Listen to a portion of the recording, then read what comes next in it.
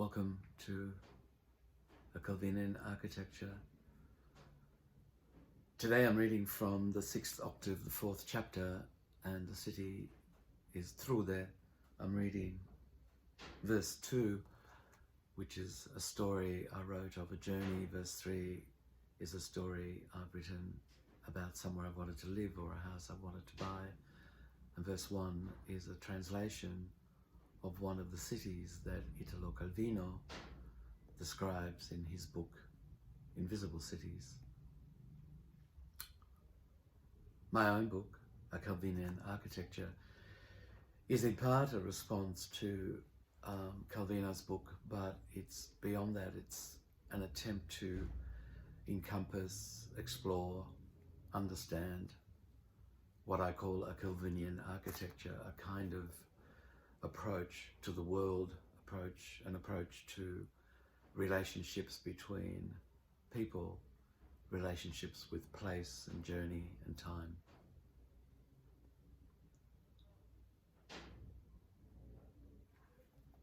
Verse 2. We all pile into the back of Adam's truck, parked outside his studio on 22nd Street. A big brown and gold F250 XL that he's just picked up from having the motor fixed. He's had it done up many times. He keeps blowing it up and then doing it up. He entrusts it to obscure mechanics who emerge from the gloom of wet, greasy alleyways somewhere in Brooklyn when we go round to the back of big garages. Their workshop is a one-room shed or a corner in someone else's more successful mechanic shop where serious-looking, dust-coated professionals scurry about, tending the variously coughing, sputtering, hiccuping engines. This is not for Adam. He goes for the artist mechanic and loses every time. I'm not sure why he does it. It may be kind-heartedness, but I don't think so. It's a language, I think. They speak a similar language to him, these artist mechanics, and he feels less intimidated, whereas they intimidate me more. I like real mechanics. I trust them. Anyway, this evening we all pile into the icy cold interior of his truck.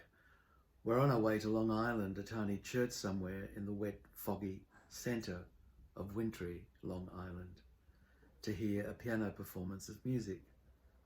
Sacred music composed by Gurdjieff, who is Adam's spiritual guide. Terry, the wife of John, his group's teacher, is the performer tonight. There are 4 of us in the back, me, Samantha, Flavia and Robert, and Julie and Lala sit with Adam in the front. It's the first time I've gone anywhere with Sam and I'm nervous. We head down the Long Island freeway. The truck sways all over the road because the rain has iced it over. It's impossible to have a conversation in the back. The sound of the tires, the motor, the rattling.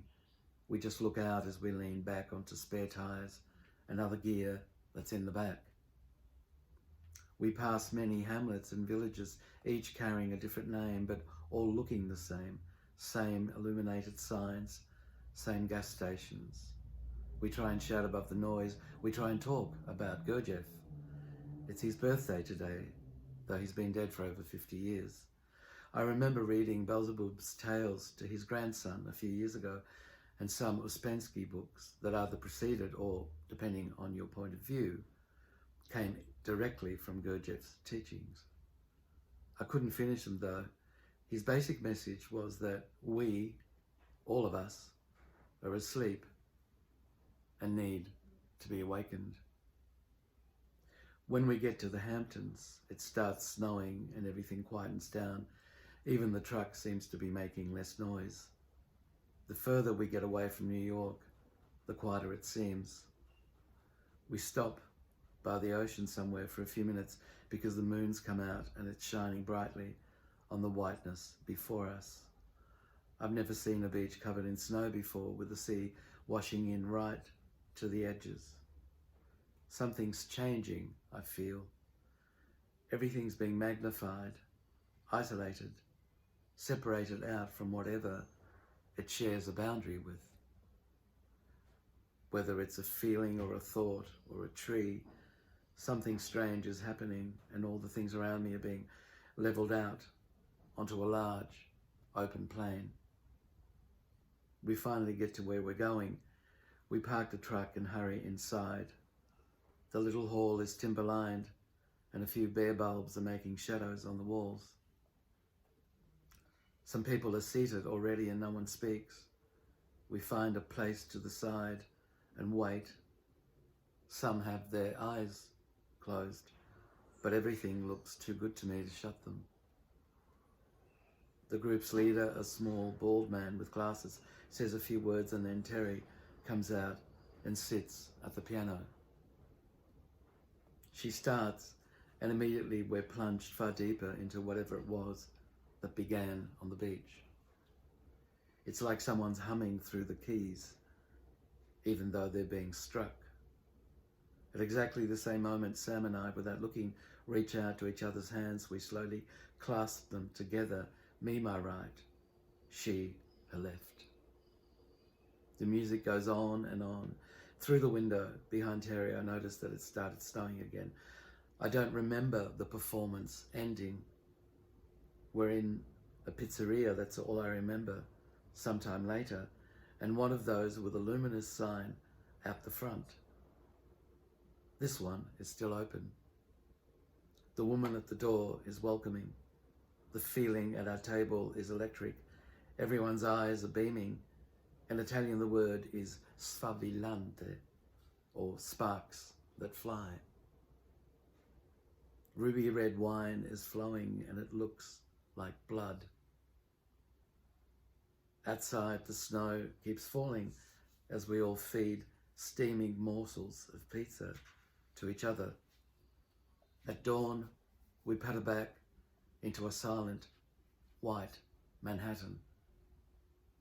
Adam's motor has gone again, yet inside the F-250, there's nothing but smiles and eyes that spark with a kind of life none of us have ever felt before.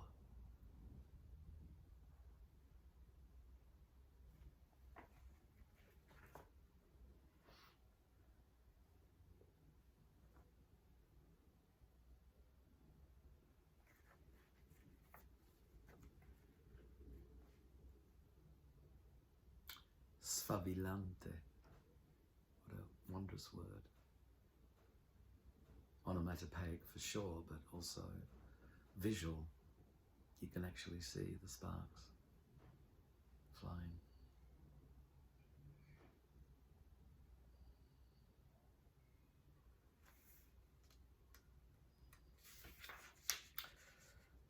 Until tomorrow, the 6th octave, 5th chapter, Olinda is the city.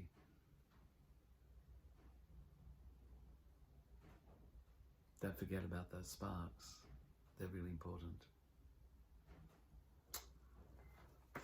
Until tomorrow,